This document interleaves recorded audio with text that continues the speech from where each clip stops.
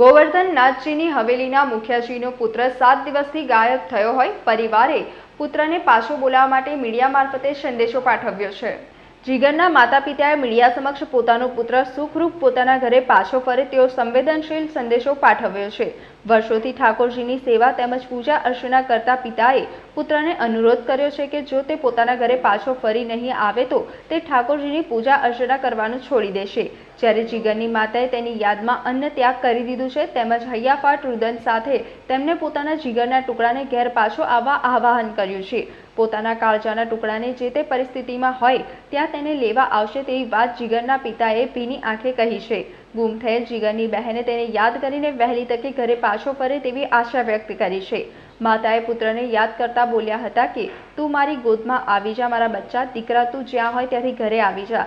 6 દિવસથી હું ખાતી નથી અને રાત્રે ઊંઘતી નથી। મારા બચ્ચા ઘરે આવે તેવી પ્રાર્થના કરું છું। ઘરે આવીને તારે જે કરવું હોય તે કરજે। બીજી તરફ પિતાએ કહ્યું હતું કે જય શ્રી કૃષ્ણ, શ્રી ગોવર્ધન નાથજી અને શ્રી દ્વારિકાધીશ પ્રભુને વિનંતી કરું છું કે મારો દીકરો ઠાકોરજીને પગે લાગી ઘરેથી નીકળ્યો છે। ઠાકરજી મારા દીકરાને સલામત ઘરે મોકલો। મારો છોકરો ભક્તિ માર્ગમાં આગળ વધ્યો છે। ઘરે આવીને ઠાકોરજીની સેવા કરશે। અભ્યાસ માટે કોઈ દબાણ નહીં કરીએ। જીગર, તારી માતાનું બ્લડ પ્રેશર વધઘટ થતાં ડોક્ટરને ઘરે બોલાવવા પડે છે। અમારી વેદના સાંભળીને જ્યાં હોય ત્યાંથી પાછો આવી જા। માતા પિતાનો હૃદયદ્રાવક વિડીયો શહેરીજનોના વોટ્સઅપ ગ્રુપ ઉપર વાયરલ થયો છે। ભાઈનો પતો ન લાગતા બહેન પણ ચિંતામાં દિવસો પસાર કરી રહી છે। શહેરના અલકાપુરી વિસ્તારની હવેલીમાં મુખિયાજીના લાપતા 15 વર્ષના પુત્રની પોલીસ તપાસ ઠેરની ઠેર છે, જેથી 6 દિવસ બાદ પણ લાપતા જીગરનો કોઈ પતો લાગ્યો નથી। બીજી તરફ પોલીસ દ્વારા ગુપ્ત રીતે તપાસ કરાતી હોવાનું જાણવા મળ્યું છે। હું પહેલાં તો મારા ઠાકોરજી શ્રી ગોવર્ધનનાથજી શ્રી દ્વારકાધીશ પ્રભુને વિનંતી કરું છું કે મારો છોકરો તમને પગે લાગીને અહીંથી ઘરેથી નીકળી ગયો છે। તમે મારા છોકરાની રક્ષા કરો અને મારા છોકરાને તમે સહી સલામત અમારે ઘરે લાવીને સોંપો એવી પ્રભુના ચરણોમાં વિનંતી છે। અને મારો છોકરો મને લાગે છે આધ્યાત્મિક માર્ગ તરફ વળી ગયો છે।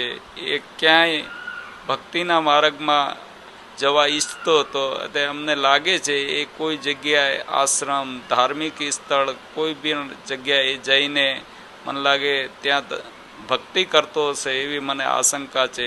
પણ મારા દીકરાને હું વિનંતી કરું છું, બેટા હું પણ સેવા કરું છું, ઠાકોરજીની પૂજા કરું છું। જો તારે આ જ કરવું છે તો બેટા તને કોઈ જાતનું પ્રેશર નહીં કરું। તું ઘરે આવી જા એકવાર બેટા। તારી મમ્મી જમતી નથી, તારી મમ્મી ખાતી નથી, તારી મમ્મી પીતી નથી, તો એકવાર ઘરે આવી જા। તારે સેવા કરવી હોય તો અહીં છૂટ છે। અહીં તું ઘરે રહીને તારી મમ્મીને સામે સેવા કરજે બેટા। એને અંજળ ત્યાગીને બેઠી છે, મારી હાલત ખરાબ છે।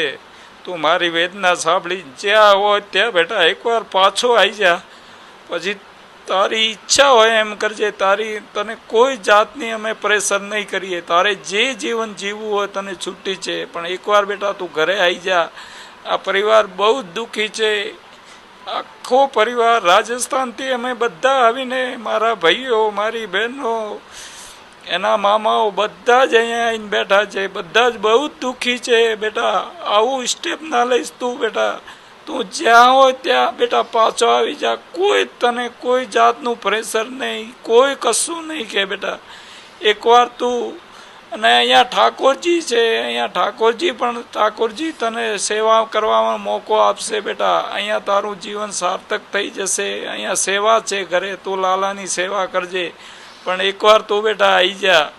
તારી મમ્મી તો એટલા સુધી છે, જ્યાં છે ત્યાં મને એકવાર લાઈન બતાવો, નહીં તો હું મરી જઈશ। હું અંજળ ત્યાગ, એ ખાતી નથી, પીતી નથી, એને હોસ્પિટલમાં એડમિટ કરવી પડે છે। રોજ મારે ઘરે ડૉક્ટર બોલાવવા પડે છે। ડૉક્ટરથી એમની બીપી લો થઈ જાય છે, કોઈ વાર બીપી હાઈ થઈ જાય છે, એને મારે ટ્રીટમેન્ટ ચાલુ કરવી પડે છે, ત્યારે એની તબિયત સારી થાય છે। બાકી બહુ જ મારી હાલત કપોળી છે બેટા। તને હાથ જોડીને વિનંતી કરું છું એક બાપ તરીકે, તું મારું સાંભળ દીકરા।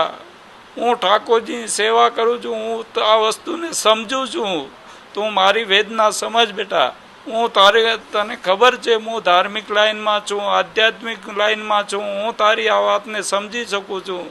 તું જ્યાં હોય ત્યાં બેટા, જ્યાં હોય ત્યાં આવીને ફોન કર, અમને જાણ કર। અમને તારાથી ન અવાય તો અમે તને લેવા આવી જઈશું બેટા. અને તને કોઈ કશું નહીં કે તું ગયો છે, તું એવું ન જાણતો કે હું શું મોઢું બતાવીશ.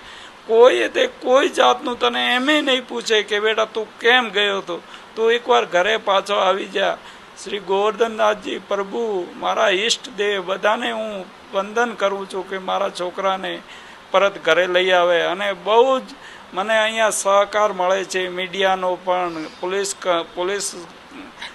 પોલીસનો પણ, અને મારા સાથી સમાજ બંધુઓનો બહુ સાથ સહકાર મળે છે. એના બદલ હું બધા તમામનો ખૂબ ખૂબ આભાર માનું છું. અને હું એક જ છેલ્લે વિનંતી કરું છું, દીકરા તું જ્યાં હોય ત્યાં એકવાર પાછો આવી જા. તને કોઈ તારે રિઝલ્ટ ભણવામાં કોઈ જાતનું અમે પ્રેશર નહીં કરીએ. તું એકવાર ઘરે આવી જા, જે તારી ઈચ્છા હોય એ કરજે. અમે કોઈ તને રોકટોક પ્રેશર નહીં કરીએ. જય શ્રી કૃષ્ણ. સમાચારોના સતત અપડેટ મેળવવા માટે લોકમત ન્યૂઝને યુટ્યુબ ઉપર સબસ્ક્રાઇબ કરો, બેલ આઇકોન દબાવો અને અમારી સાથે જોડાયેલ રહો ફેસબુક, ઇન્સ્ટાગ્રામ અને ટ્વિટર ઉપર.